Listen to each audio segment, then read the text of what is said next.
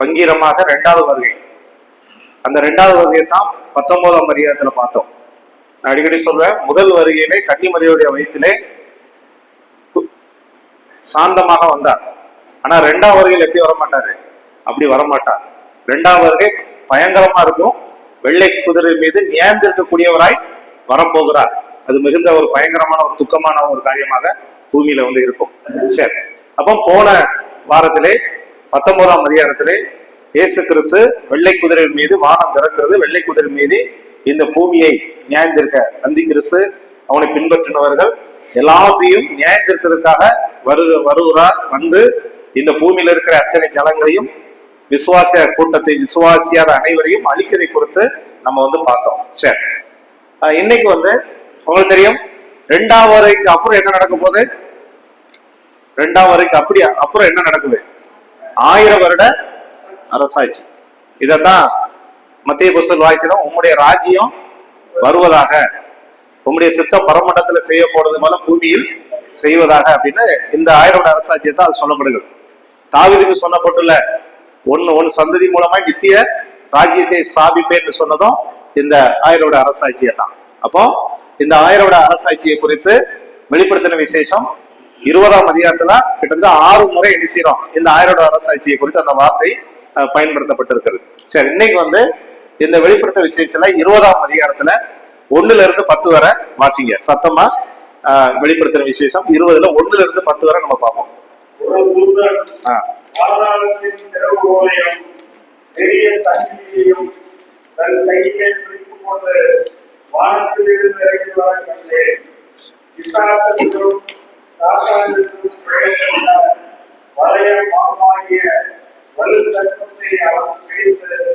அதை 1000 வருஷமாகவும் தள்ளி வைத்து அந்த 1000 வருஷம் நிறைவேறும் வரைக்கும் அது ஜனங்களை மோசப்போக்காதபடிக்கு அதை வாதாளத்திலே தள்ளி அடைத்து அதிலே முத்திரை போட்டார்.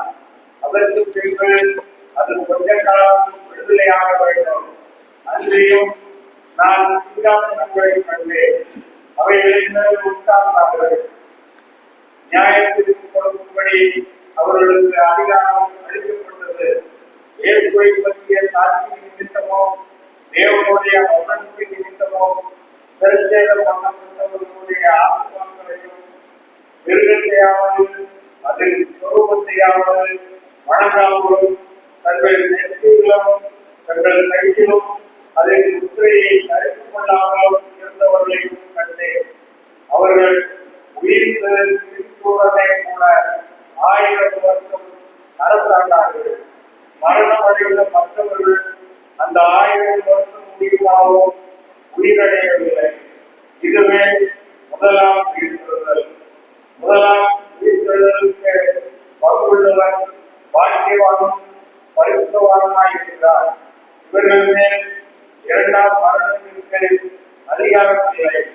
இவர்கள் தேவனுக்கும் கிறிஸ்துவுக்கும் முன்பாக ஆசாரியராயிருந்து அவரோட கூட 1000 வருஷம் அரசாழ்வார்கள். அந்த 1000 வருஷம் முடியும் போது சாத்தான் தன் காவலில் இருந்து விடுதலையாகி பூமியின் 4 திசைகளிலும் உள்ள ஜாதிகளாகிய கோகையும் மாகோகையும் மோசம் போக்கும்படிக்கும் அவர்களை யுத்தத்திற்கு கூட்டிக் கொள்ளும்படிக்கும் புறப்படுவார். அவர்களுடைய தொகை கடற்கரை மணலத்தனையாயிருக்கும். அவர்கள் பூமிக்கும் பரப்பில் பரிசுத்தவான்களுடைய பாளையத்தையும் பிரியமான நகரத்தையும் வளைந்து கொண்டார்கள். அப்பொழுது தேவனால் வானத்திலிருந்து அக்னி இறங்கி அவர்களை பட்சித்து போட்டது. மேலும் அவர்களை மோசம் போக்கின பிசாசானவன் மிருகமும் கள்ளத்து தீர்க்கதரிசியுமா இருக்கிற இடமாகிய அக்னியும் சந்தர்ப்பமான கடலிலே தள்ளப்பட்டார். அவர்கள் இரவும் பகலும் சதா காலங்களிலும் பாதிக்கப்படுவார்கள். சரி, இப்ப இத ஒவ்வொரு வசனமா நம்ம பார்ப்போம். இங்க கவனிங்க. சரி, கிறிஸ்து பூமியில் 1000 வருடம் ஆட்சி செய்வார் என்ற உண்மையை இந்த அதிகாரம் முன்வைக்கிறது. இந்த 20ஆம் அதிகாரம் இயேசு கிறிஸ்து 2ஆம் வருகைக்கு பின்பு இந்த பூமியிலே 1000 வருடம் கிறிஸ்து வந்து அரசாழ்வார் என்பதை குறித்து இந்த அதிகாரம் வந்து நமக்கு வந்து உறுதியாக சொல்லுகிறது. சரி, அப்ப இந்த வெளிப்படுத்துற விசேஷத்தை நம்ம இந்த வாசித்த இந்த 10 வசனத்தை 3 பகுதியாக பிரிக்கலாம். முதல், சாத்தான் கட்டப்படுதல். 20ல் 1லிருந்து 3 வரை அங்கே சாத்தானை வந்து கட்டப்படுதலை குறித்து நம்ம வாசிக்கிறோம். 2வது, இரத்த சாட்சியாக மரித்தவர்களின் உயிர் தெழுதல் மற்றும் வெகுமதி. இரத்த சாட்சியாக மரித்தவர்களின் உயிர் தெழுதல் மற்றும் வெகுமதியை 4லிருந்து 6 வரை நம்ம பார்க்கிறோம். அடுத்து, சாத்தானின் இறுதி அழிவு, சாத்தானின் ஃபைனல், அவனுடைய கடைசி ஜட்ஜ்மெண்ட் குறித்து இங்க என்ன செய்யறோம் நம்ம பார்க்கிறோம். சரி, இதுதான் இந்த 10 வசனத்துல 3 பகுதியாக இன்னைக்கு வந்து நம்ம வந்து பார்க்க போறோம். இப்ப அந்த வசனத்தை குறித்து பார்ப்போம். நம்ம முதல்ல ஆல்ரெடி நம்ம அந்த வசனத்தை வாசிச்சோம். நீங்க புரிஞ்சு கொள்வதற்காக இந்த படத்தை என்ன செய்யுது நான் உங்களுக்கு முன்பாக நான் வச்சிருக்கிறேன். ஒரு தூதன் பாதாளத்தின் திறவுகோலையும் பெரிய சங்கிலையும் தன் கையில் பிடித்து கொண்டு வானத்திலிருந்து இறங்கி வர கண்டேன். இந்த படம் பாத்தீங்களா, அவருடைய கையில ஒரு சங்கிலி இருக்கிறது, இன்னொரு பக்கம் ஒரு திறவுகோல் கையில வச்சுட்டு ஒரு தேவதூதன் வானத்திலிருந்து இறங்கி வர கண்டேன் என்கிற அந்த வசனத்தை வாசிச்சோம். 2வது என்ன வசனம் வாசிச்சோம்? பிசாஸ் என்றும் சாத்தான் என்று சொல்லப்பட்ட பழைய பாம்பாகிய வலு சர்ப்பத்தை அவன் பிடித்து 1000 வருஷம் அளவும் கட்டி வைத்து அந்த 1000 வருஷம் நிறைவேறும் வரைக்கும் அது ஜனங்களை மோசம் போகாதபடிக்கு அதை பாதாளத்திலே தள்ளி அடைத்து அதன் மேல் முத்திரை போட்டார். அந்த படத்தை பாத்தீங்களா? அந்த பிசாசை பிடிச்சு அவனை எங்க போடுறாங்க? அந்த பாதாளத்துல போடுறது படம். அதை போட்டு மூடுற ஒரு சீல் வச்சு மூடுகிற ஒரு படத்தை என்ன செய்யுது இந்த படத்தை நம்ம என்ன செய்யறோம் பார்க்கிறோம். 3வது ஒரு வசனம் வாசிச்சோம். அதற்கு பின்பு கொஞ்ச காலம் அவன் விடுதலையாக வேண்டும். மறுபடியும் என்ன செய்யறான்? கொஞ்ச காலம் 1000 வருஷத்துக்கு பின்பு அவன் மேல விடுதலையாக்கதை கொடுத்து இந்த 3 வசனத்தை வாசித்தோம். இப்ப இந்த 3 வசனத்தை அதுக்கான விளக்கத்தை பார்ப்போம். நான் ஒரு தேவதூதனை கண்டேன் என்பது வெளிப்படுத்தல் 19 தொடர்ச்சியை தான் நம்ம இங்க பாக்குறோம். இன்னும் முடியல. 19ல இருந்து தொடர்ச்சியை தான் 20 வசனத்தை நம்ம பாக்குறோம். சரி, தொடர்ச்சியை இதை வந்து குறிக்கணும். இது வந்து 19தோட இது வந்து 2ஆம் வருகையோட முடியல. 2ஆம் வருகை முடிஞ்ச உடனே அடுத்த 1000 வருஷ அரசாட்சி ஆரம்பிக்கிறது. அதனால இதோடைய தொடர்ச்சி தான் இது. சரி, 1000 அரசாட்சி தொடங்குவதற்கு முன் சாத்தான் கட்டுப்பாட்டுகள் கொண்டு வர வேண்டும். ஏன் இந்த தேவ தூதர் அந்த பாதாள குழிக்குள்ள போடுறான் அப்படின்னா, ஏன்னா சாத்தானை என்ன செய்யணும் அப்படின்னா அவனை கட்டுப்பாட்டுக்குள்ள கொண்டு வரணும். அவன் 1000 அரசாட்சிகள் வந்தா அது ஒரு நல்ல சூழ்நிலையை அனுசியாது இருக்காது. இன்றைக்கு உலகத்துல சாத்தான் இருக்கிறான், ஆனா தேவன் அவரை ஓரளவு கண்ட்ரோல் பண்ணி வைத்திருக்கிறான். வானம் மண்டலங்குள்ள பொல்லாத ஆவி ஒரு இடத்துல இருக்கிறது. இன்னைக்கு உலகம் முழுக்கும் அவன் சில கிரிகளை செய்யறான். சரி, இங்க 1000 அரசாட்சி தொடங்குறதுக்கு முன்பாக அவனை சாத்தானே ஒரு கட்டுப்பாட்டுக்குள் கொண்டு வருவதற்காக அந்த குழிக்குள்ள போய் என்ன செய்றாரு அங்கே போடப்படுகிறது. சரி, ஒரு தேவதூதன் பாதாளத்தின் திறவுகோலையும் மகாபிரிய சங்கிலியும் எடுத்துக்கொண்டு வானத்திலிருந்து இறங்கி வருகிறான். ஒரு திறவுகோல் அவனுடைய கையில இருக்கு. அந்த படத்தை பார்த்தோம். ஒரு சங்கிலியோட வானத்திலிருந்து இறங்கி வருகிறான். சாத்தான் உடனடியாக நரகத்தில் தள்ளப்படுவதில்லை. நல்லா புரிஞ்சுக்காங்க. இன்னும் அவன் முழுமையா அக்கினியும் கந்தம் தள்ளப்படல. அந்த 1000 அரசாட்சியில மறுபடியும் அவனை வெளியே விடணும் அப்படிங்கிறதுக்காக தான் தற்காலிகமா என்ன செய்யுது அந்த பாதாள அந்த குழிக்குள்ள தள்ளப்படுறது. நிரந்தரமா இனிமே தான் தள்ளுவார். சரி, ஏனென்றால் தேவன் இன்னும் ஒரு வேலை இருக்குது. ஏன்னா தேவன் ஒரு திட்டம் வச்சிருக்கிறார். தேவனுடைய திட்டம் என்னது? 1000 வருஷத்துக்கு பின்புதான் எங்க தள்ளணும்? அந்த நிரந்தரமான அக்கினி கடலை தள்ள வேண்டும் தேவனுடைய திட்டம். அதனால இப்போதைக்கு அந்த பாதாள குழியில 1000 வருஷம் முடியுது வரைக்கிறதுக்காக அந்த பாதாள குழியில தள்ளுகிறார். சரி, அதனால தேவன் ஒரு திட்டம் வச்சிருக்கிறார். ஏன்னா இதெல்லாம் தேவனுடைய திட்டம். அது ஏன் நம்ம மறுபடியும் திறந்து விடுறாரு அப்படின்னு கேள்வி கேட்கறதுக்கு நம்ம இடம் கிடையாது, நமக்கு அதிகாரம் கிடையாது. அது தேவனுடைய திட்டம். உள்ள அடைக்கிறாரு, மறுபடியும் இணைக்கிறாரு, திறந்து விடுகிறார். சரி, சாத்தான் 1000 ஆண்டுகள் அடியிலா குழியில் தள்ளப்பட்டான். அடியிலா குழினா பாட்டம்லெஸ் பிட் அப்படிம்பாங்க. அது கீழே போய்கிட்டே இருக்கும். நம்ம போர் போடுற மாதிரி கொஞ்சம் தூரத்துக்கு போவோம், அடுத்து அப்படி கிடையாது. அது என்னது? பாட்டம்லெஸ் பிட்னா கீழே போய்கிட்டே இருக்கும். இன்னைக்கு மொபைல் எப்படி தள்ளி விட்டா மேல போய்கிட்டே இருக்கும், அது மாதிரி என்ன செய்யும்?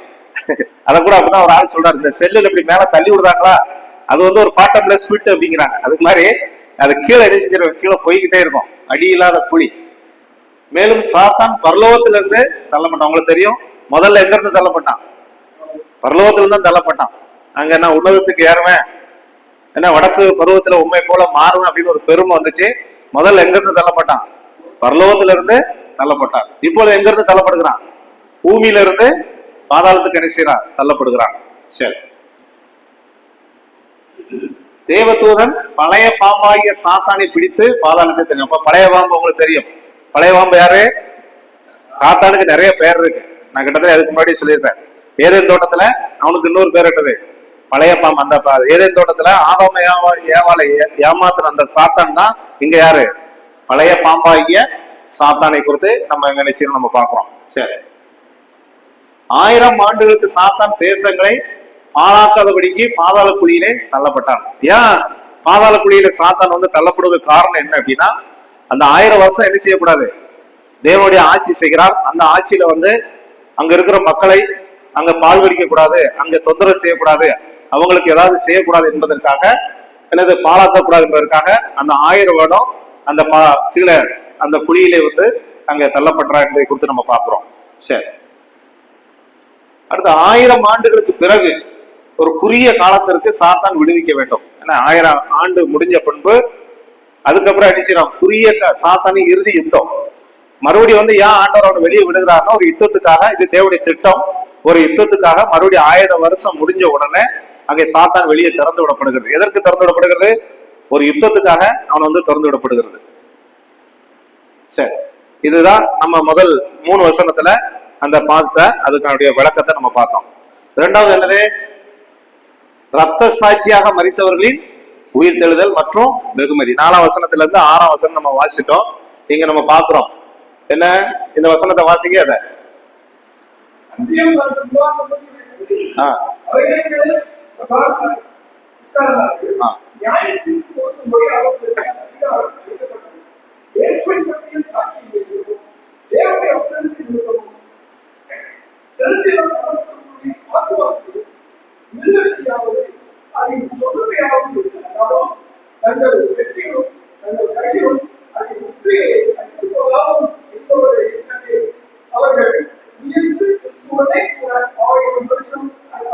சரி, இது யாரு? உபத்திரவ காலத்துல ஆண்டவருக்காக விசுவாசத்துல உறுதியாக நின்றவங்க. அதாவது ஆண்டவருக்காக விசுவாசத்துல உறுதியாக ஆண்டோடைய வசனத்தின் நிமித்தம் நின்னதுனால இவங்க என்ன செஞ்சாங்க? நிறைய பேர் வந்து இவங்க ரத்த சாட்சியாக மறிப்பாங்க. அந்த மறிச்சவங்க வந்து இப்ப எங்க உட்கார்ந்துருக்காங்க? அந்த உட்கார்ந்துருக்கிறாங்களா? அதுதான் அந்த படம். ஏன் இந்த இடத்துல உட்கார்றதுக்கு என்ன காரணம்? அந்த நாட்கள் அந்தி கிறிஸ்துவனுடைய ஆட்சியின் காலத்துல இவங்க மத்தவங்கள மாதிரி அந்த முத்திரை என்ன செய்யல, இவங்களுடைய தலையில போடல. பிசாசுடைய வார்த்தைக்கு இவங்க கீழ்ப்படியல. ஆண்டுடைய வசனத்தை நிமித்தம் இவருக்கு நின்னதுனால இவங்களுடைய மாத்திரம் சிரசேதரம் தலையை வெட்டப்பட்டு ஆண்டவருக்காக ரத்த சாட்சியாக மறிச்சாங்க. அதனால தேவன் இவங்களுக்கு வெகுமதியை கொடுத்து எங்க உட்கார வச்சிருக்கிறாரு? ஒரு சிங்காசனத்துல உட்கார்ந்து மற்றவங்களை நியாயந்திருக்கிறதுக்கு என்ன செய்யறாரு? ஒரு பகுதி, ஒரு வெகுமதியை, ஒரு ரிவார்டை வந்து அவருக்கு கொடுத்திருக்கிறார். அதைத்தான் இந்த வசனத்துல என்ன செய்யறோம் நம்ம பாக்குறோம். அது வந்து அந்த அந்தி கிறிஸ்துடைய ஆட்சியின் காலத்துல அவருடைய முத்திரையை பதித்தவங்க. ஆனா இவங்க யாரு? பதிக்காதவங்க. அவர்கள் உயிர்த்து கிறிஸ்துவோடு கூட 1000 வருஷம் அரசாண்டார்கள். எப்போ? பரிசுத்தவான்கள் எப்போ உயிர்? அதை அடுத்து நான் சொல்றேன். உயிர்த்தெழுதலை குறித்து உங்களுக்கு வரிசையாக கடைசி இது முடிஞ்சோன்னு நான் சொல்வேன். இப்ப இவங்க அவர்கள் உயிர்த்து கிறிஸ்துவுடனே கூட 1000 வருஷம் அரசாண்டார்கள். அப்ப இயேசு கிறிஸ்து 2வது மேல இருந்து வாராரு. உபதர காலம் முடியல. அந்த இருந்த பரிசுத்தவான்கள், உபதர கால பரிசுத்தவான்கள் அவங்கள என்ன செய்யறாங்க? அவரோட போய் எங்க போறாங்க? 1000 வருடம் அரசாட்சி. அதான் அவர்கள் உயிர்த்து கிறிஸ்துவோட உடனே எங்க வராங்க? 1000 வருடம் அரசாட்சிக்கு இங்க உள்ள வராங்க. சரி, அதான் இந்த படம். ஏன்னா ஆண்டவர் வரும் பொழுது ரத்த சாட்சியா மறிச்சவங்க நினைச்சுறாங்க ஆண்டவரோடு சேர்ந்து அங்கே 1000 வருட அரசாட்சிக்கு வருவதை அந்த படத்தை நம்ம பார்க்கிறோம். அடுத்து மரணம் அடைந்த மற்றவர்கள் அந்த 1000 வருஷம் முடியும் அளவும் உயிரிடவில்லை. இது யாரு? அதுக்கு அடுத்து சொல்றேன், இதுக்கு விளக்கம் வரும். இதுவே முதலாம் உயிர்த்தெழுதல். இது உயிர்த்தெழுதலை குறித்த ஒரு படம். இதுக்கு அடுத்ததுக்கான விளக்கத்தை நம்ம பார்ப்போம். சரி, இது அதே மாதிரிதான். முதலாம் உயிர்த்தெழுதலுக்கு பங்கு உள்ளவர்கள் பாக்கியவான்கள், பரிசுத்தவனமா இருக்கிறான் அப்படின்னு சொல்லி அந்த அந்த வசனத்துக்கான ஒரு படத்தை நீங்க புரிஞ்சு கொள்வதற்காக நம்ம வச்சிருக்கிறேன். சரி, இப்ப பாப்போம் அதுக்கான விளக்கத்தை. நியாயத்திற்கு அதிகாரம் வழங்கப்பட்டவர்களின் அமர்ந்திருக்கும் சிங்காசனங்களை கண்டதாக யோவான் பதிவு செய்கிறார். என்ன அந்த அந்த சீட்ல உட்கார்ந்துருக்காங்க யாருன்னா பழைய ஏற்பாட்டு பரிசுத்தவான்கள் நியாயந்திருக்க அங்க உட்கார்ந்துருக்காங்க வரிசையா. அத வந்து யோவான் தன்னுடைய தரிசனத்துல அவர் வந்து பாக்குறார். மகா உபத்திரவ காலத்தில் கர்த்தருக்கும் அவருடைய வார்த்தைக்கும் உண்மையாக நின்றதால் அவங்களுக்கு என்னது, தலை துண்டிக்கப்பட்டவர்களின் ஆத்துமாக்களை அவர் கண்டார். அவங்களுடைய ஆத்மாவை பார்க்கிறார். என்ன ஆத்மா? இவங்க ஆண்டவருக்காக உறுதியா நின்றதுனால, இவங்க தலையை வெட்டி ரத்த சாட்சியா மறித்ததுனால அவர் அந்த உட்கார்ந்து இருக்கிற அந்த ஆத்மாக்களை அவர் வந்து பார்க்கிறார். சரி, யோவான் அவைகளை பார்க்க முடிந்தது. இவருடைய கண்ணுக்கு வந்து அந்த உபத்திரவ பரிசுத்தவான்களுடைய அந்த மரண அவங்க இருந்த நிலையை வச்சு அவரால் பார்க்க முடிந்தது.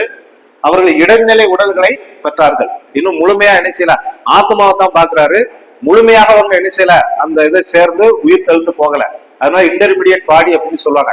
அதை அவர் பார்க்கிறார். இடைநிலை உடல்களை பெற்றார்கள். அவர்களும் என்ன செஞ்சாங்க, உயிர் தெழுதலுக்கான காத்திருந்தாங்க. ஆண்டவர் இயேசு கிறிஸ்து 2வது வருகையில அவங்க என்ன செய்ய, மறுபடியும் அந்த முழு சரீரத்தை பெற்றுக்கொண்டுதான் எங்க வராங்க அப்படின்னா 1000 அரசாட்சிக்கு வருகிறார்கள். அது வரைக்கும் அவங்க காத்திருந்தாங்க. இப்ப ஆண்டவர் வந்துட்டாரு. அவரோட சேர்ந்து எங்க போக போறாரு அப்படின்னா 1000 அரசாட்சிக்கு அவங்க போக போறாங்க.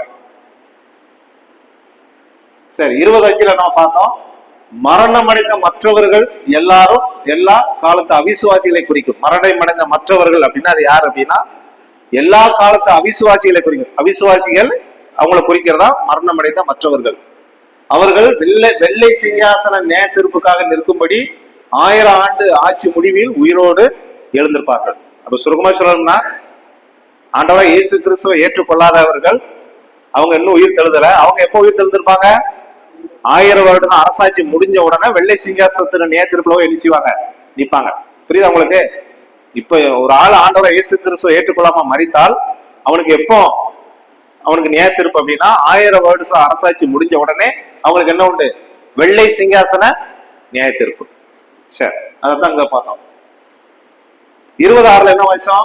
முதலாம் உயிர் தெழுதலில் பங்கு உள்ளவர்கள் 2ஆம் மரணத்தில் பங்கு வர மாட்டார்கள். ஏன்னா முதலாம் உயிர் தெழுதல். அடுத்து உங்களுக்கு எத்தனை உயிர் தெழுதலை குறித்து இதை கடைசியில ஒரு செய்தி மாதிரி சொல்வேன். முதலாம் உயிர் தெழுதலில் பங்கு உள்ளவர்கள். அப்ப முதலாம் உயிர் தெழுதல் என்ன அப்படின்னு அடுத்து நான் சொல்றேன். முதலாம் உயிர் தெழுதலில் பங்கு உள்ளவர்கள் 2ஆம் மரணத்தில் பங்கு. 2ஆம் மரணம்னா என்னது? அக்கினியின் கந்தம் எரிகிற கடல். அதான் 2ஆம் மரணம். என்ன, முதல் உயிர் தெழுதல்ல அங்க போனவங்க இங்க வர மாட்டாங்க. சரி, அவங்க யாரு? பாக்கியவான்கள். என்ன என்பதால் இந்த முதலாம் உயிர் தெழுதல் பங்குள்ளவர் வந்து பாக்கியவான் என்று சொல்லப்படுகிறது. 2ஆம் மரணத்தில் அவிசுவாசிகள் யாவரும் அக்கினி கடலிலே தள்ளப்படுவார். இது 20ல அடுத்த முறை நம்ம வாசிக்கல, அதை வந்து பார்ப்போம். அந்த 2ஆம் மரணம் அப்படின்னா அவிசுவாசிகள், தேவனை ஏற்றுக்கொள்ளாதவர்கள், தேவனை நிராகரித்தவர்கள் எல்லாமே அந்த அக்கினியும் கந்தம் எரிகிற கடல்ல தள்ளப்படுவார்கள். சரி, மெய்யான விசுவாசிகள் யாவரும் கிறிஸ்துவுக்கு முன்பாக ஆசாரியராக இருந்து அவரோடு கூட என்ன செய்வாங்க? 1000 வருடம் அரசாழ்வார். பிரியமானது, ஒரு அருமையான இது ஒரு வாழ்க்கை நமக்கு. இது ஒரு அருமை. என்ன, நம்ம தேவனோடு கூட இருந்து என்ன செய்ய போறோம்? ஆளுகை செய்ய போறோம். அப்படிதான் சொல்லுகிறது. என்ன, நாமும் இந்த பூமியில வந்து என்ன செய்ய போறோம்? இந்த உலகத்தை மக்கள் என்ன செய்ய போறோம்? ஆளுகை செய்ய போறோம். அவருடைய ஆட்சியில நம்ம வந்து ஆளுகை செய்ய போறோம் என்பதை இந்த வசனம் நமக்கு வந்து சொல்லுகிறது. அதனால அந்த படத்தை பாருங்க. அங்க கிறிஸ்து ராஜாதி ராஜாவை வீட்டிருப்பார். சங்கீதம் 2ஆம் அதிகாரம் தான் சொல்லுகிறது. ஏன்னா சங்கீதம் 110, 45 இது எல்லாமே இந்த 1000 அரசாட்சியில கிறிஸ்துவோடு எப்படி ஆளுகை செய்வோம் என்பதை இந்த வசனம் வந்து சொல்லுகிறது. உண்மையிலே நாம வந்து பாக்கியவான்கள். நாம் கிறிஸ்துவோடு கூட வந்து என்ன செய்ய போறோம்? இந்த பூமியிலே நாம் அரசால போகிறோம். அது நமக்கு ஒரு பாக்கியமான ஒரு வாழ்க்கை. அடுத்து, சாத்தானின் இறுதி அழிவு. இதுதான் ஃபைனல் டெஸ்டினேஷன். சாத்தான இன்னும் அவனுக்கு முடிவு கட்டப்படல.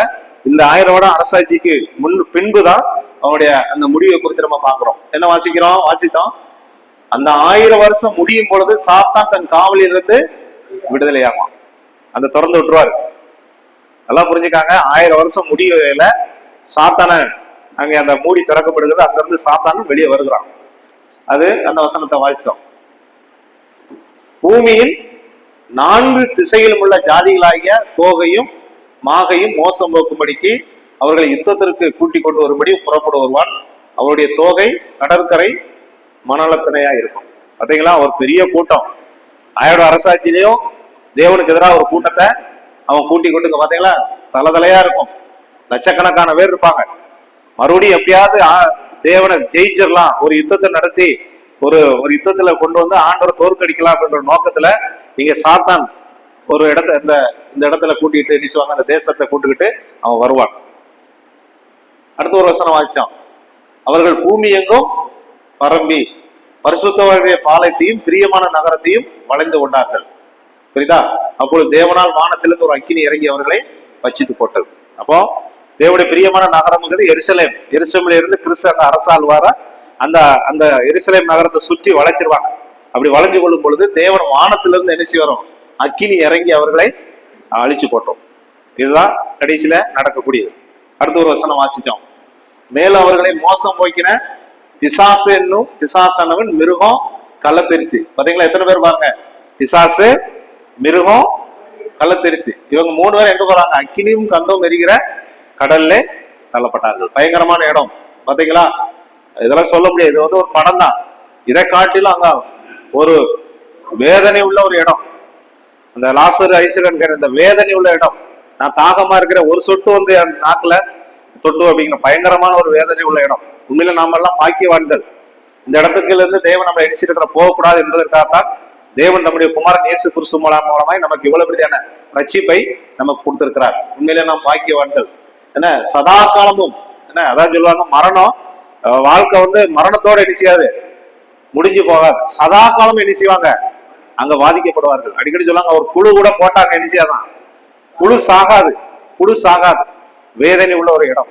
சரி, இதை குறித்து நம்ம பார்ப்போம். 1000 ஆண்டுகளுக்கு முடிவில் என்ன நடக்கும் என்பது யோவானுக்கு சொல்லப்பட்டது. யோவானுக்கு இதையும் பரிசனமாக தேவன் வந்து வெளிப்படுத்துகிறார். 1000 ஆண்டுக்கு பின்பு என்ன நடக்க போகுது. இன்னொன்னு 1000 ஆண்டுல என்னெல்லாம் நடக்கும் என்பது நிறைய விவரங்கள் நமக்கு சொல்லப்படல. 1000 ஆட்சி எப்படி எல்லாம் இருக்கும் அப்படின்னு சில விஷயங்கள் தான் சொல்லப்பட்டிருக்கிறதுக்கு. முழுமையாக வந்து 1000 அரசியல் எப்படிலாம் கிறிஸ்து அரசாளர் என்பதை குறித்து நிறைய விஷயங்கள் நமக்கு வந்து அது மறைக்கப்பட்டிருக்குது, சொல்லப்படல. அது அன்னைக்கு தான் தெரியும். சரி, சாத்தான் படுகொலியிலிருந்து விடுவிக்கப்படுவான். சாத்தானுடைய அந்த மூடி திறக்கப்படும், அங்கிருந்து மறுபடியும் விடுவிக்கப்படுவான். மேலும் கோகை, அது இங்கிலீஷ்ல பேர்னால அப்படி அடிச்சிருக்க, கோக்கு மாக்கு அப்படின்னு இங்கிலீஷ்ல சொல்லுவாங்க என்று அழைக்கப்படும் தேசங்களை கிறிஸ்துவுக்கு எதிராக வந்து தன்னுடன் போரிட தூண்டுவான். இது இறுதி முயற்சி. அந்த 1000 வருஷம் முடிச்ச உடனே அந்த கோக்கையும் மாக்கையும் அப்படிங்கிற ஒரு இடம், அந்த தேசத்து மக்களை கூட்டிக்கிட்டு எப்படியாவது தேவனோடு போரிட்டு ஜெயிச்சிடலாம் அப்படின்னு அவனும் ஒரு முயற்சி நினைச்சுவான். கடைசி ஒரு முயற்சி சாத்தான் பண்ணுவான். சரி, சாத்தானின் விடுதலை கிறிஸ்துவின் 1000 வருட ஆட்சிக்கு எதிராக உலக அளவிய கிளர்ச்சியை உருவாக்கும். புரியுதா? அந்த நாட்கள உலகம் முழுக்க அந்த 1000 வருஷம் ஆட்சி முடியல, எல்லா மக்கள்கிட்டையும் ஒரு கிளர்ச்சியை உண்டாக்கி என்ன செய்வான் அப்படின்னா, ஒரு பெரிய படையை திரட்டிக்கிட்டு எப்படியாவது தேவனோடு யுத்தம் செய்வதற்கு ஒரு படையை திரட்டி கொண்டு என்ன செய்வான், கடற்கரை மணலை போல மாசம் ஒரு படையை திரட்டி கொண்டு அங்க யுத்தத்துக்கு என்ன செய்வான், தன்னுடைய ஆட்களை கூட்டிட்டு வருவான். சரி, அப்ப நீங்க நினைக்கலாம், உபத்திரவ 1000 அரசாட்சியில இவங்க யார் அப்படின்னு நீங்க கேட்கலாம். அப்படித்தானே? 1000 அரசாட்சிங்கிறது ஒரு நல்ல கிறிஸ்துவ ஆளக்கூடிய ஒரு இடம். ஆனா அந்த நாட்டுல கடைசியில எப்படி இவங்க வந்தாங்க அப்படின்னு நீங்க கேட்கலாம். அந்த மக்கள் யாருன்னு பாருங்க. உபத்திரவ காலத்தில் தப்பி பிழைத்தவர்கள் தங்கள் இயற்கையான உடல்களில் 1000 ஆட்சிக்கு நுழைவார்கள். நல்லா புரிஞ்சுக்காங்க. உபத்திரவ காலத்தில் தப்பி பிழைச்சவங்க தங்கள் இயற்கையான உடல்களில் எங்க வருவாங்க? 1000 அரசாட்சிகள் அங்க அவங்க வந்துருவாங்க. வந்த உடனே அவர்களுக்கு என்ன பிறக்கும்? 1000 அரசாட்சியில் பிறந்தா அவங்களுக்கு என்ன பிறக்கும்? குழந்தை பிறக்கும். குழந்தை பெற்று நிரப்புவாங்க. இவங்க உள்ள வந்தாங்க, அவங்களுக்கு பிறக்கிற பிள்ளைங்க வந்து இந்த பூமியை நிரப்பிடுவாங்க. அவங்கதான் எப்படி கிறிஸ்துவுக்கு விரோதமாக மாறுவாங்க. அவங்கதான் அந்த யுத்தத்துக்கு வருவாங்க. அதைத்தான் நம்ம வாசிக்கிறோம். இயேசு கிறிஸ்துவை பற்றி அனைவரும் அறிந்திருக்க சூழ்நிலை இருக்கும் பொழுது 1000 அரசாட்சியில ஆண்டவரை அறிந்திருக்க நல்ல எல்லா சூழ்நிலையும் இருக்கு. ஆனா இவங்க என்ன செய்யல? ரட்சிப்புக்காக உண்மையில் அவர் மீது நம்பிக்கை வைக்காமல் சாத்தானை விடுவிக்கும் பொழுது அவனோட சேர்ந்துட்டு எங்க வராங்க? யுத்தத்துக்கு வருகிறாங்க. புரிஞ்சுதா உங்களுக்கு? இந்த கோப்புமாக்கு யுத்தத்துல யார் இவங்க எங்க இருந்து வந்தாங்க நீங்க கேட்கலாம். அவங்க யாருன்னா அந்த 1000 அரசாட்சிகள் வந்து அவங்களுடைய பிள்ளைங்க ஆண்டவரை இயேசு கிறிஸ்துவை நம்பாம ஒரு பிசாசோட சேர்ந்துகிட்டு ஒரு யுத்தத்துக்கு நினைச்சுவாங்க, புறப்பட்டு வருகிறார்கள். அவர்கள் தான் இங்க நம்ம என்ன செய்யறோம், நம்ம வாசிக்கிறோம். சரி, அடுத்து கவனிங்க. 20:9 படைகள் பரிசுத்தவனின் பாளையத்தையும் பிரியமனின் நகரத்தையும் சுற்றி வளைக்கும். அதாவது எருசலேம்ல சுற்றி இந்த கடற்கரை மணலை போல அந்த மக்கள் சூழ்ந்து வந்துருவாங்க. வந்த உடனே அந்த நகரம் என்பது எருசலேம் வந்து குறிக்கும். 1000 ஆண்டு ராஜ்யம் முழுவதும் கிறிஸ்துவின் உலக அரசாங்கத்தின் தலைநகராக இருக்கும். அதைத்தான் நம்ம ஏசாயா 2ல வாசிக்கிறோம். 1000 அரசாட்சியில எருசலேம்ங்கிற ஒரு நகரத்தை தலைமை இடமா கொண்டு கிறிஸ்து வந்து இந்த உலகத்தை அவர் ஒரு அரசாளக்கூடிய ஒரு இடமாக இருக்கும். இதன் விளைவாக உடனடியாக நியாயத்தீர்ப்பு வானத்திலிருந்து இறங்கி அவர்களை என்ன செய்து விழுங்குறது. இவங்க சுத்தி வளர்ப்பாங்க. அப்ப தேவன் வானத்திலிருந்து அக்கினியை விட்டு என்ன செய்றாரு, இந்த இவங்க இருக்கிற அந்த அத்தனை மனிதர்களும் தேவனை அழித்து விடுவார்கள் விழுங்கும் என்பதை நம்ம வாசிக்கிறோம். 20:10 வாசிச்சோம். சாத்தானை பின்பற்றுவர்கள் அழிக்கப்பட்ட பிறகு அவர்கள் எரியும் அக்கினி கடலிலே தள்ளப்படுவார்கள். இதுதான் சாத்தானுடைய இறுதி முடிவென்று நம்ம வேதத்துல நிச்சயம் வாசிக்கிறோம். அப்ப இதுதான் இந்த 10 வசனத்துல சொல்லப்பட்ட உள்ள காரியம். அப்ப இதுல நம்ம நிச்சயமா ஒரு காரியத்தை நம்ம வந்து புரிஞ்சுக்கணும். என்னது அப்படின்னா, இந்த உயிர்த்தெழுதலை குறித்து இதுவும் இந்த வெளிப்படுத்தோட சம்பந்தப்பட்ட ஒரு பாடம் தான். இந்த உயிர்த்தெழுதலை குறித்தும் நித்தியத்தை குறித்து நம்ம என்ன செய்யணும், தெரிஞ்சுக்கணும். ஏன்னா உயிர்த்தெழுதல் இன்னைக்கு என்ன நினைக்கிறாங்க, மனுஷன் செத்த உடனே எதுவும் முடிஞ்சது, வாழ்க்கை முடிஞ்சிருச்சு அப்படின்னு யாரும் நினைக்காங்க. செத்த பிறகு என்ன இருக்கு, ஒரு வாழ்க்கை என்பது இருக்கு என்பதை எல்லாரும் அறிஞ்சு கொள்ள வேண்டும். இன்னைக்கு மனுஷன் ஏன் துணிகரமா பாவம் செய்யறான், ஏன் செய்யறான், செத்தது பின்பு என்ன கிடையாது, வாழ்க்கை இல்லை அப்படின்னு நினைச்சுதான் அவன் துணிகரமா பாவம் செய்யறான். ஆனால் மரணத்துக்கு பின்பு ஒரு உயிர்த்தெழுதல் இருக்கு என்பதை வேதம் உறுதியாக சொல்லுகிறது. இந்த உயிர்த்தெழுதலை குறித்து நம்ம பார்ப்போம். இதோட சம்பந்தப்பட்ட ஒரு பாடம் தான். வேதாகமும் தெளிவாக பல இடங்களில் உடலின் உயிர்த்தெழுதலை உண்மையை போதிக்கிறது. என்ன நீங்க கேட்பாங்க, செத்த பிறகு நான் எங்க போட்டேன்னு அப்படின்னு யாரும் கேட்காதீங்க. வேதத்துல ஒரு மனிதன் இறந்த பின்பு அவனுக்கு என்ன உண்டு, உயிர்த்தெழுதல் உண்டு என்பதை வேதகம் உறுதியாக சொல்லுகிறது. அதனால யாரும் செத்த பின் நம்முடைய வாழ்க்கை முடிஞ்சது அப்படின்னு யாரும் நினைச்சிடாதீங்க. பழைய ஏற்பாட்டில் உயிர்த்தெழுதல் எங்கெல்லாம் சொல்லப்பட்டிருக்கு அப்படின்னு ஒரு அலசி ஆராய்வோம். பழைய ஏற்பாட்டில் எங்க சொல்லப்பட்டிருக்கு, யோபு, இந்த வசனத்தை வாசிங்க. யோபு 19 25 27 வரை வாசிங்க. யோபு சொல்லுகிறார் பழைய ஏற்பாட்டுல உயிர்த்தெழுதலை பற்றி.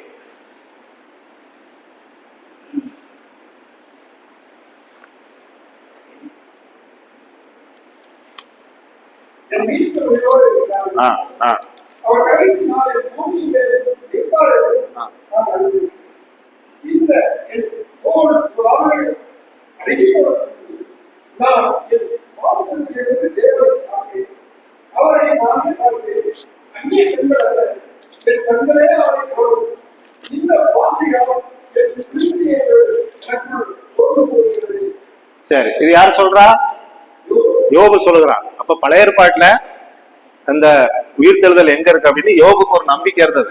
நான் கல்லறைக்கு அப்பால எனக்கு ஒரு வாழ்க்கை இருக்கு அப்படின்னு யாரு நம்பினா, யோபு நம்பினார். அதான் சொல்றாரு, என் மீட்பர் உயிரோடு இருக்கிறார், அவர் கடைசி நாளில் பூமியில நிற்பார் என்று அறிந்திருக்கிறேன், என் தோல் முதலே நான் அழுகிய பின்பு நான் என்ன செய்வேன், நான் பார்ப்பேன் அப்படின்னு அவருடைய நம்பிக்கையை வந்து வெளிப்படுத்துகிறார். அப்போ பழைய ஏற்பாட்டுல உயிர்த்தெழுதல் எங்கெல்லாம் அந்த வசனம் காணப்படுதுன்னா இந்த வசனத்தை நம்ம என்ன செய்யலாம், எடுத்துக்கொள்ளலாம். சரி, என் தோல் அழுகிய பின்பு அப்படின்னா அவருக்கு ஒரு நம்பிக்கை இருந்தது, நான் மறுபடியும் உயிர் தெழுந்திருப்பேன் என்பது அந்த நம்பிக்கையை தான் அந்த வசனத்தை நம்ம வாசிச்சோம். அடுத்து எங்க வாசிக்கிறோம், பழைய ஏற்பாட்டுல யாத்திராகமும் 3:6 வாசிங்க. யாத்திராகமும் 3:6.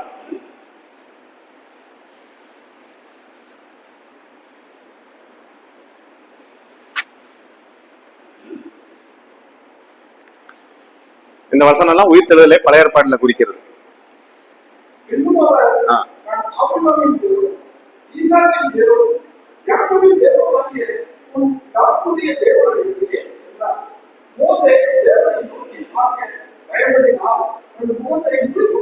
இதோ என்னத்தை வெளிப்படுத்துகிறது அப்படின்னா, மோசேயுடன் தேவன் தன்னை அடையாளமாக காட்டிக்கொண்டார். முற்பிதாக்கள் அவங்க இறந்து போகல, அவங்க தொடர்ச்சியா எடுக்கிறாங்க, வருகிறாங்க, அவங்க இறந்து விடல. அதான் ஈசாக்கின் தேவன், ஆபிரகாம் தேவன், ஈசாக்கின் தேவன் சொல்லி அதை வந்து என்ன அந்த வசனத்தை வந்து அவர் சொல்லுகிறார்.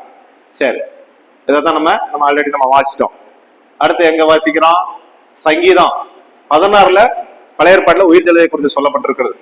ஏன்னா தாவீது தன் சொந்த எதிர்காலத்தை வந்து எழுதுகிறார். நான் உயிர்த்தெழுந்த அந்த வசனத்தை வாசிங்க, ஒரே வசனம், அருமையான வசனம். அதுல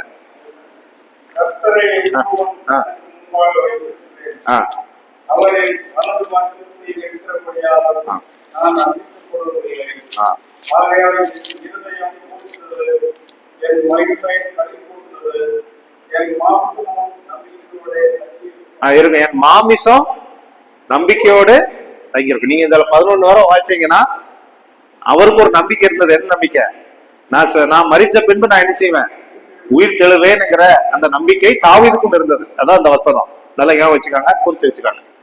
அடுத்து சரி, என் இருதயம், அதை நம்ம வாசிட்டோம், என் மாமிச நம்பிக்கையோடு தங்கி இருக்கும் அப்படின்னு சொல்லி தன்னுடைய உயிர்த்தெழுதல் நம்பிக்கை வந்து சொல்லுகிறார். அடுத்து சங்கீதம் 49:14 என்ன சொல்லுகிறதுன்னா, இதே வசனம் படிக்க வேண்டாம், இன்னும் நிறைய இருக்கு. இதுவும் நான் உங்களுக்கு அனுப்பிடுறேன். இந்த வசனமும் மறுமையை பத்தி குறிக்கிறது. அதே போல ஏசையா மீட்பு, இந்த வசனத்தை வாசிங்க. ஏசையா 26:19. ஏசையா 26:19 வாசிங்க.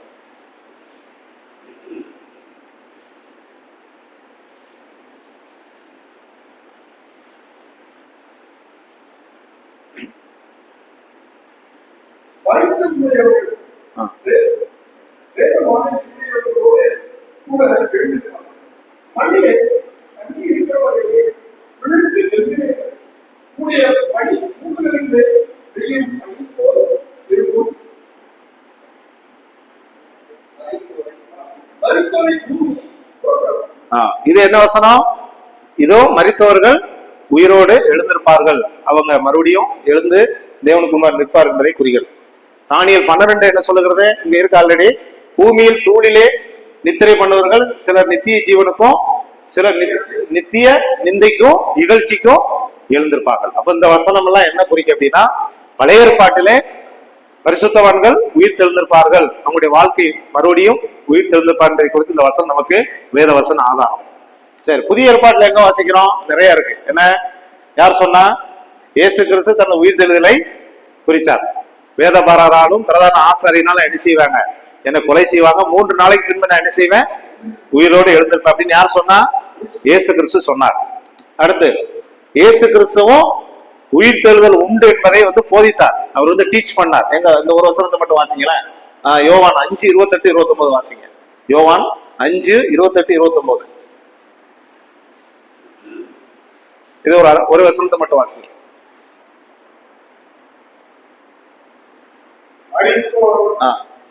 தேவகுமாரனுடைய சத்தத்தை கேட்கும், அது இப்பொழுதே வந்திருக்கிறது. இதை குறித்து நீங்கள் ஆச்சரியப்பட வேண்டாம். ஏனென்றால் வேத புலிகளில் உள்ள அனைவரும் அவருடைய சத்தத்தை கேட்கும் காலம் வரும். அப்பொழுது நன்மை செய்தவர்கள் ஜீவனை அடையும்படி எழுந்திருக்கிறவர்களாயும், தீமை செய்தவர்கள் ஆக்கினையை அடையும்படி எழுந்திருக்கிறவர்களாகவும் புறப்படுவார்கள். இந்த வசனம் எதை குறிக்கிறது? இது உயிர் தெழுதலை குறிக்கிறது. நிறைய வசனங்கள்லாம் இருக்கு. அந்த உயிர் தெழுதல் உண்டு என்பதை இயேசு கிறிஸ்து சொன்னார். இயேசு கிறிஸ்துவே சொல்லியிருக்கிறார். சரி, அடுத்து உங்களுக்கு இதெல்லாம் தெரியும். 1 கொரிந்தியர் 15, 2 கொரிந்தியர், பிலிப்பியர், 1 தெசலோனிக்கர், இதெல்லாம் எதை குறிக்கிறது? ஆண்டவராய் இயேசு கிறிஸ்துவை விசுவாசித்த விசுவாசிகள் மரிப்பாங்க, அவங்க என்ன செய்வாங்க? உயிர் தெழுந்திருப்பார்கள். அது மட்டும் சொல்லல, அவங்க மறுரூபம் அடைவார்கள். உயிர் தெழுதல் மட்டும் சொல்லல, அதோட சேர்ந்து பவுல் என்ன சொல்கிறார் அப்படின்னா, அவங்க சரீர மறுரூபம், குளோரிஃபைடு பாடி அப்படின்னு சொல்லி அதை குறித்து என்ன செய்றாரு? பவுல் என்ன செய்றார்? சொல்லுகிறார். சரி, அப்ப இதெல்லாம் புதிய ஏற்பாட்டிலே உயிர் தெழுதலை குறிக்கக்கூடிய ஒரு வேத வசனம் ஆதாரங்கள். சரி, இப்ப அடுத்து உயிர் தெழுதலின் வரிசைகள், ஆர்டர் ஆஃப் ரிசரக்ஷன் அப்படின்னு சொல்லுவாங்க. உயிர் தெழுதலை முதல்ல அந்த வரிசைப்படி யாரெல்லாம் நடக்கும், அதான் உயிர் தெழுதலின் வரிசைகளை குறித்து நம்ம பார்ப்போம். என்ன முதல் வரிசை? அதாவது சரீர உயிர் தெழுதல் 2 வரிசையாக பிரிக்கலாம். என்ன, 2 டைப்ஸா நம்ம பிரிக்கிறோம். உயிர் தெழுதல் 2 வகையா பிரிக்கலாம். 2 வகையில முதல் வகை என்னது? ஜீவனின் உயிர் தெழுதல், அதாவது ஜீவனுக்காக உயிர் தெழுதல். இது முதலாம் உயிர் தெழுதல். நம்ம வெளிப்படுத்தல் 20 பார்த்த முதலாம் உயிர் தெழுதல் சொல்வது இதைத்தான். இன்னொரு உயிர் தெழுதல் என்னது? நியாய தீர்ப்பு அடைவதற்காக என்ன செய்யணும்? புரியுதா உங்களுக்கு? முதல் உயிர் தெழுதல் ஜீவனை பெற்றுக் கொள்வதற்காக உயிர் தெழுதுறாங்க. 2வது என்னதுக்கு? நியாய தீர்ப்பு. விசேஷமா இது யாருக்குன்னா தேவனை அறியாத ஜனங்களுக்கு. ஏன்னா இது 2ஆம் உயிர் தெழுதல், அதான் 2ஆம் மரணம் அப்படின்னு நம்ம சொல்றோம்.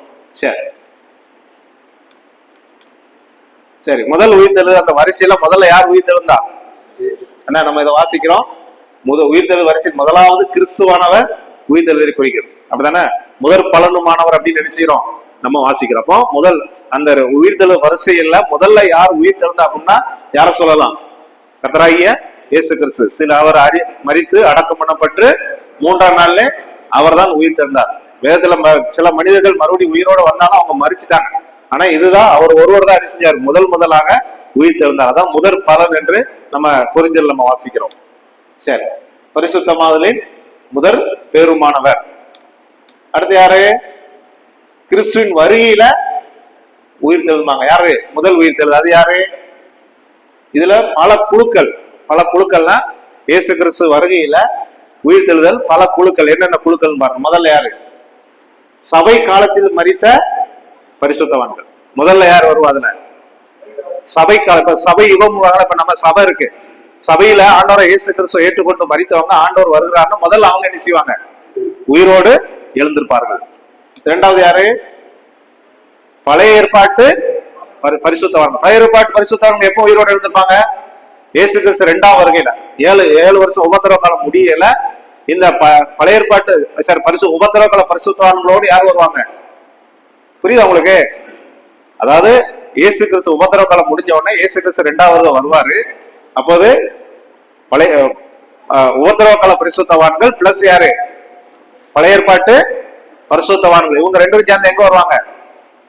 1000 வருட அரசாட்சி. அதான் பழைய ஏற்பாட்டு பரிசுத்த காலத்துல வாழ்ந்தவங்க அந்த 1000 வருட அரசாட்சிக்கு உயிர் தெழுந்து வருவாங்க. ஏன்னா இது எங்க வாசிக்கிறோம்? தானியேல் 2:12. ஏன்னா 7 வருஷம் முடிஞ்ச உடனே 2ஆம் வருகையில இவங்க பழைய ஏற்பாட்டு பரிசுத்தவான்கள் யாரு? மோசையோ ஆபிரகாமோ இவங்க எல்லாம் எங்க வருவாங்க? அங்க வருவாங்க. இவங்க யாரை விசுவாசித்தாங்க? தேவனை நோக்கி பார்த்து தேவன் மேல் விசுவாசம் வைத்தாங்க. அடுத்து உபத்திரவ கால பரிசுத்தவான்கள். இவங்க எல்லாமே அந்த இயேசு கிறிஸ்துடைய 2ஆம் வருகையில உயிர் தெழுந்து 1000 வருட அரசாட்சிக்கு அங்கே உள்ள வருவார்கள். சரி, அடுத்து கடைசியில யாரு உயிர் தெழுந்தப்படுவாங்க? ரட்சிக்கப்படாதவர்கள், தேவனை அறியாதவர்கள், தேவனை ஏற்றுக்கொள்ளாதவர்கள், தேவனை நிராகரித்தவர்கள். அவங்களுக்கு என்ன உண்டு? அவங்களுக்கும் ஒரு உயிர் தெழுதல் உண்டு. அவங்க உயிர் தெழுந்து எங்க போறாங்க பாத்தீங்களா? எல்லா காலத்திலும், இந்த பூமி படைக்கப்பட்ட முதல் கடைசி வரைக்கும், அதான் எல்லா காலத்திலும் மீட்கப்படாமல் இறந்தவர்கள் 1000 ஆண்டின் முடிவில் வெள்ளை சிங்காசனத்துக்கு முன்பாக என்ன செய்வாங்க? உயிர் தெழுமா. புரிஞ்சுதா உங்களுக்கு? 1000 வருஷம் ஆட்சி முடியல, இவங்க என்ன செய்வாங்க? எழுந்து அங்க ஆண்டோடைய சமுத்திரம் நிக்கணும். அதனால யாருடைய வாழ்க்கையும் அந்த பூமியோட முடிஞ்சு போகாது. இந்த ரட்சிக்கப்படாதவர்களையும் ஆண்டவரை ஏற்றுக்கொண்டாம ஒரு மறிச்சாலும் ஆண்டவர் மறுபடியும் அவனை எழுப்பி அங்க உண்டு நின்று அவனுக்கு என்ன உண்டு? நியாய தீர்ப்பு உண்டு. என்ன நியாய தீர்ப்பு? அக்கினியும். இந்த வசனத்தை வாசிங்க. 20, 11, 14 மட்டும் வாசிங்க, முடிச்சிடும். அவ்வளவுதான். 20 வெளிப்படுத்தல் 20, 11 இருந்து 14 வரை.